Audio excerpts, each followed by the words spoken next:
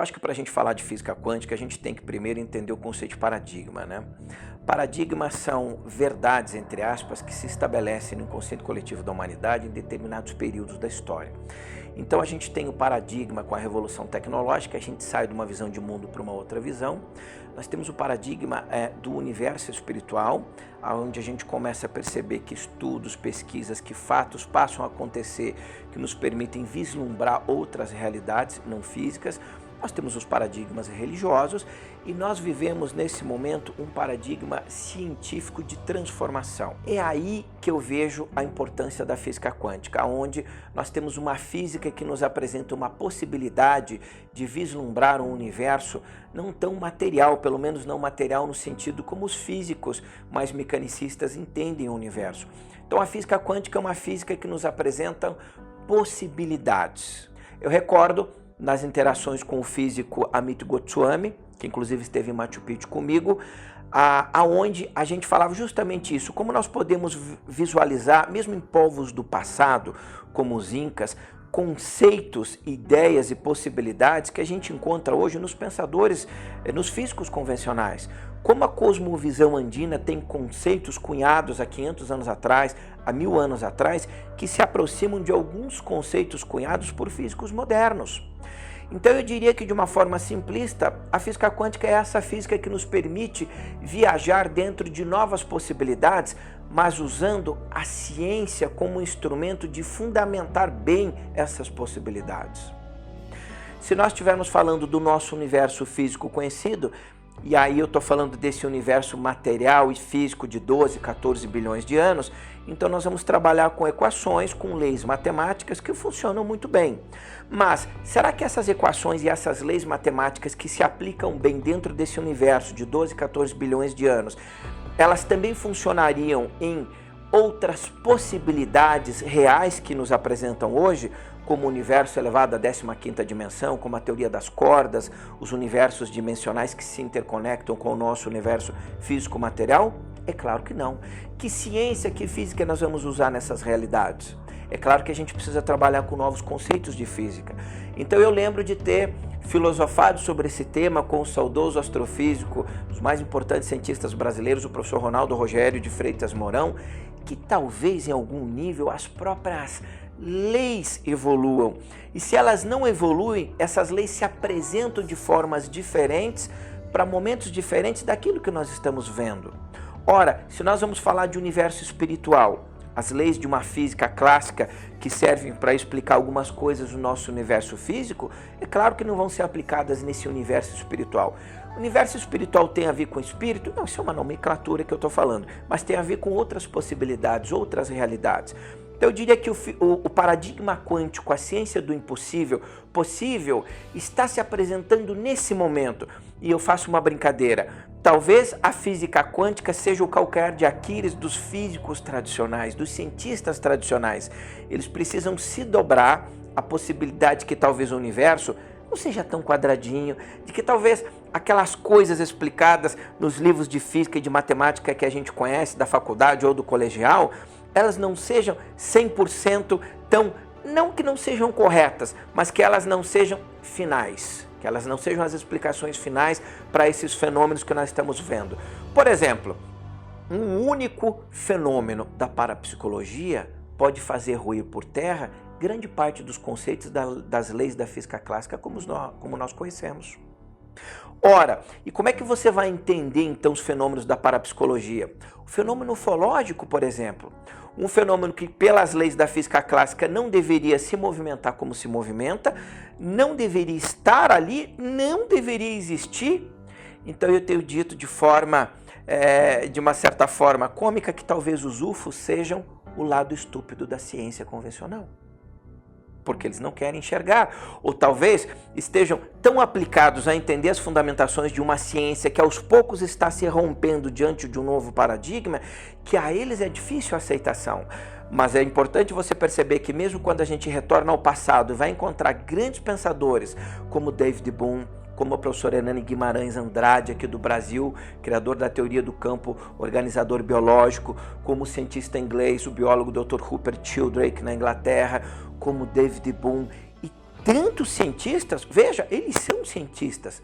Será que o PhD do Sheldrake tem menos importância que o PhD de um outro biólogo que tem uma teoria completamente diferente da dele? Eu acho que não, acho que são visões de mundo diferentes.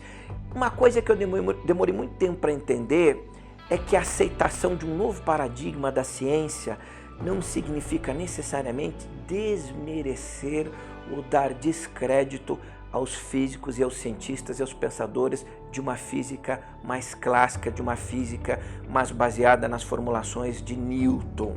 Por quê? Porque eles trabalharam com o conhecimento e com os conceitos de uma época. Recorda quando eu comentei das modas das décadas? Quer dizer, a gente tem de repente nos anos 80, todo mundo falando em anjo, comunicação com anjo, vida pós-morte. Aí você tem nos anos 70 lá, os místicos viajando pelo mundo todo.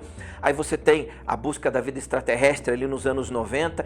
E é interessante pensar que o próprio disco voador, ele evoluiu ao longo dos tempos conforme a ciência e o pensamento espiritual evoluiu. Porque a ciência evolui, as tradições religiosas também evoluem. Evoluem de que forma? Na nossa própria compreensão de um conceito religioso. Claro, se você for pegar no cristianismo, por exemplo, uma única frase talvez que Jesus tenha dito, o conceito da interpretação do que ele disse num determinado momento vai variar dependendo da época. Então eu vejo que a ciência, ela também passa por essas mutações e essas transformações. Não só na física, na astrofísica. Quer dizer, você não tem mais nenhum astrônomo hoje de relevância no cenário global dizendo que não existe vida inteligente no universo. Nenhum. Se alguém falar isso, já perdeu, já ficou ultrapassado. O que você tem é a discussão de que se esses seres teriam ou não chego até o planeta Terra nesse momento. Daí é uma outra discussão. Então eu vejo nesse momento grandes paradigmas sendo rompidos.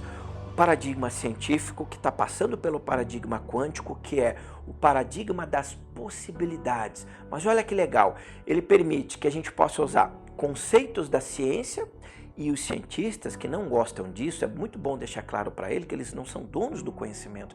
Aliás, uma coisa muito interessante quando conversava com o professor Ronaldo Freitas Mourão, mas vou lembrar o teólogo Leonardo Boff também, é de que os grandes pensadores, os grandes cientistas da Idade Média estavam aonde? Estavam na igreja. Ah, mas eles eram obrigados. Não é verdade, era um paradigma vigente da época. Você tinha cientistas que discordavam da igreja, que pode ter sido perseguido pela igreja, mas outros que estavam confortáveis, estavam dentro da igreja, mas pensavam a ciência. É muito difícil para mim entender o sentido de posse do conhecimento. Os físicos são donos da física, os astrofísicos são donos das galáxias, só eles podem falar de vida extraterrestres, quem pesquisa anjos, só eles que conhecem dos anjos, quem estuda a Bíblia, só eles podem falar de Bíblia. Não, eu acho que nós estamos passando por uma época onde o conhecimento não tem fronteiras. Então é muito importante para os místicos, eu tenho dito, para as pessoas que estão na área da espiritualidade, os esotéricos, sejam quem forem, que eles tragam os conhecimentos científicos para dentro das suas áreas, porque isso vai balizar o que eles falam, vai trazer mais veracidade aos conceitos que eles desenvolveram ao longo dos anos. E aos cientistas, aos pesquisadores do outro lado, é importante que eles venham conhecer um pouco mais dos fenômenos das áreas da parapsicologia, conhecer mais da espiritualidade, das tradições religiosas. Depois de quase 16 anos percorrendo os mais importantes impérios da América do Sul, uma coisa que ficou muito clara para mim entre os povos indígenas, seja do altiplano da Bolívia, do Peru, seja lá na Ilha de Páscoa, é que essas pessoas podem ter tido também insights e tiveram extraordinários de coisas que nós só estamos começando a compreender hoje. Quando você vai estudar a cosmovisão andina, por exemplo, ela é tão rica em detalhes. Claro, você tem lendas, superstições e tudo mais, mas você tem conceitos ali muito parecidos com os conhecimentos cabalísticos do povo judeu no passado, e que vai se conectar com conhecimentos dos físicos teóricos mais extraordinários do nosso tempo.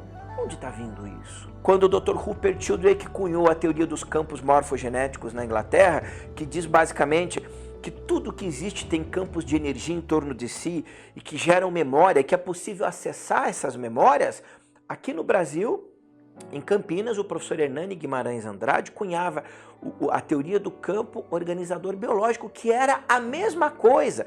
E chegou até a se discutir quem teria copiado a teoria de quem. E eles se encontraram e chegaram à conclusão: ninguém copiou. Era o momento que o mundo precisava, era encontrar essa teoria.